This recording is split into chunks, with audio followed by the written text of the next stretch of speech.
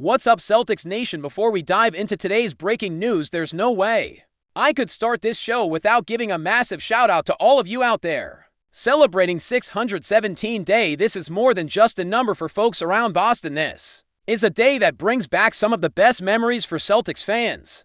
Just 1 year ago, we were all celebrating as the Boston Celtics brought home that long-awaited Larry O'Brien trophy, an entire city and entire fan base celebrating together, finally watching the team lift that banner up into the rafters once again. And if we go back even further, 17 years ago to be exact, it was the era of Paul Pierce, Kevin Garnett, Ray Allen, Rajon Rondo, and the whole 2008 squad that delivered the 17th championship in franchise history. Those memories, man, they don't fade. And that brings me to the question of the day for all of you watching. If we could somehow pit that 2008 Celtics championship roster against last year's title-winning team and they played a full 7-game series, who do you think would come out on top? Would it be the grit and toughness of that '08 squad with their legendary defense and veteran leadership, or would it be the depth, athleticism, and versatility of the 2024 Celtics? Hit the comments section and let me know your take, because I know Celtics fans always have strong opinions on this kind of matchup. Now let's get into today's show, because we've got a double shot of major Celtics news that we need to break down. First, there's a brand new report floating around that Kevin Durant wanted to be traded to Boston. Yeah, you heard that right. Kevin Durant apparently had Boston on his preferred destination list. And then after that, we're going to take a closer look at the Celtics' free agency situation, particularly focusing on whether or not the team will be able to bring back Luke Kornet and Al Horford for next season. Can Boston keep at least one of their big men? We'll get into all the angles. But let's start with the Kevin Durant story, because this one caught a lot of people off guard. According to a new report from Kevin O'Connor at Yahoo Sports, there was real interest from Durant's camp in landing with either the Celtics or the Knicks. Now let's be real, hearing Durant linked to Boston again just opens up old wounds for a lot of fans. Some of you might remember back in 2016, I personally spent the entire 4th of July glued to my phone refreshing Twitter every 2 seconds, hoping to see a Kevin Durant signs with Boston headline pop up. It's almost embarrassing how obsessed I was that day, sitting on my basement floor just waiting for the notification. But as we all know, that didn't happen.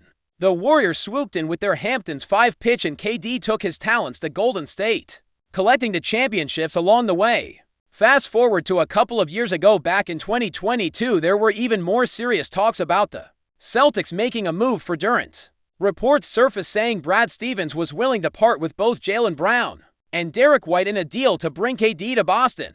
That would have been a blockbuster, no doubt about it.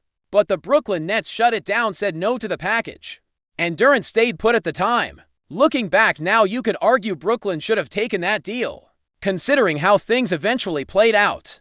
Now here we are again in 2025, and Durant is back in the trade rumor mill. Word is a deal is likely to go down in the next few days, but from everything we're hearing, it's extremely unlikely that Durant ends up wearing green. Let's talk about why that is. First off, for Boston to even entertain this kind of trade, Jaylen Brown would almost certainly have to be included in the package. And considering both the Celtics and the Suns are currently sitting above the NBA's new second apron, making a one-for-one deal work financially would be next to impossible. The NBA's new collective bargaining agreement has made these types of trades incredibly tricky. Any deal like this would require the exact dollar amounts going back and forth. And realistically, you'd need a third team involved to balance the numbers. Beyond just the money side of things, there's also the fact that the market value for Durant has dropped a bit. Teams aren't lining up to give up superstar-level assets for KD at this point in his career, especially given his age, injury history, and that massive contract. The latest odds suggest that the Miami Heat and the Houston Rockets are currently the frontrunners in the Durant sweepstakes, with the San Antonio Spurs also lurking as a possible destination. The Heat are sitting at the top, the Rockets close behind, then the Spurs, followed by the Timberwolves, and then way behind the Toronto Raptors as a dark horse. Now, does Boston have any chance of being involved in this trade in any way? Not necessarily to land Durant, but maybe as a third team to help facilitate a deal. That's where things get a little more interesting. Given the Celtics need to shed some salary this offseason, there's a scenario where they could jump in and help move pieces around to help another team land Durant, while also addressing some of their own financial flexibility needs. Rob mentioned that Boston might use this opportunity to move some secondary pieces and create some breathing room under the salary cap, but here's where it gets delicate. If Durant ends up going to Miami, would Brad Stevens really want to help the Heat become even more of a threat in the Eastern Conference? Probably not. Helping a direct rival like Miami land a player of Durant's caliber seems like the last thing Boston would want to do. But if there's a scenario where the Celtics could benefit long-term, you can never rule anything out entirely. Then there's another layer to this. Jake Fisher from Yahoo Sports recently reported that the Phoenix Suns have done some background work on Kristaps Porzingis as well as Andrew Wiggins. That's interesting for a couple of reasons. First, if Phoenix is serious about Porzingis, it could open the door for Boston to get involved in a multi-team trade scenario. But again, let's not get ahead of ourselves. The numbers make this incredibly complicated. I actually ran a few trade scenarios through Fansided's trade machine, and one potential deal I mocked up would have sent around $58 million in salary to Phoenix and brought back around $54 million from Durant's side. But even then, the Suns can't aggregate salaries right now because they're a second apron team. That makes any Porzingis deal nearly impossible as part of a Durant trade to Miami. Maybe somewhere down the line, if Phoenix clears space and drops below the second apron, that could become more realistic, but for now it's not something that's likely to happen. That being said, let's not entirely close the book on the Celtics being involved somehow. If Phoenix ends up under the second apron after a Durant trade, Boston might look at some of the Suns' contracts and see potential fits. Two names that stand out in that case are Grayson Allen and Royce O'Neal. Both guys are on 3-year deals, both making decent money. That could help Boston get some salary relief while still bringing in valuable rotation players. Grayson Allen is set to make around $17 million next season, while Royce O'Neal is on the books for just over $10 million. If Boston decides to get involved later in the offseason after things settle down and teams adjust post-Durant trade, this could be something worth keeping an eye on.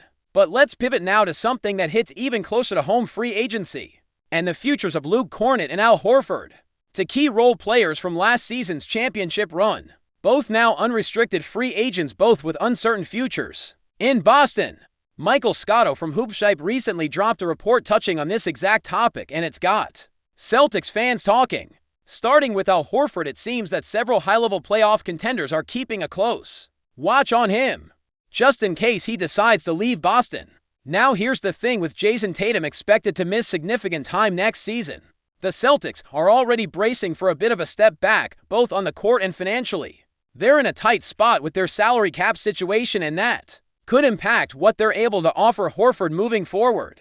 But despite all that, the general vibe around the league and from people close to Horford is that he plans to keep playing next season. Where he plays, though, that's the big question. Scotto didn't specify whether Horford is leaning towards staying in Boston or exploring new opportunities.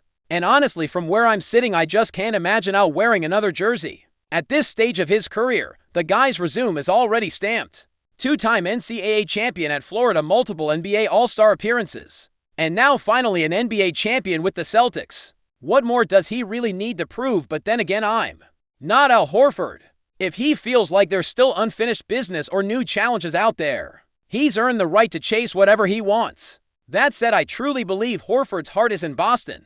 Yeah, he left for Philadelphia a few years back, but let's be real, that was about the $100 million contract he was offered at the time. And even then, it wasn't long before he found his way back to Boston thanks to that trade that sent Kemba Walker packing. Ever since then, he's been a key piece of this team, both on and off the floor. Even this past postseason, at 39 years old, the guy was logging 30+ minutes a night and hitting 40% of his shots from deep. That's not the kind of production you typically get from a player his age, especially in the playoffs when the games matter most. So yeah, I'm really hoping Boston finds a way to bring him back.